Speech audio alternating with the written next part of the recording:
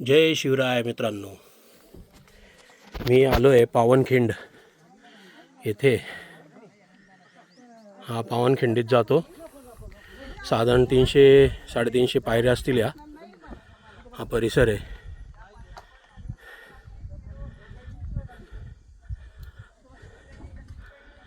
पावनखिंड जबरदस्त फिलिंग येते इथे आल्यावर.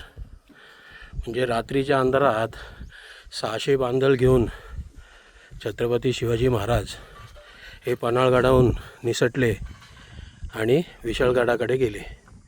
तर रात्री इथे बाजीप्रभूंनी आणि त्यांच्या 300 बांधलांनी साधारण 10-1 हजाराची फौज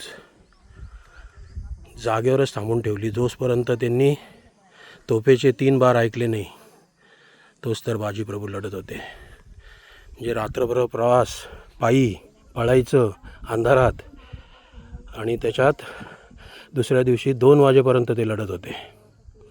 विचार करा मित्रांनो, काय खतरनाक.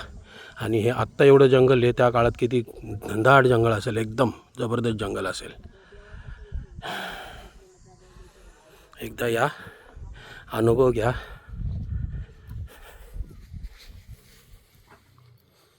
जबरदस्त वाटतं इथे.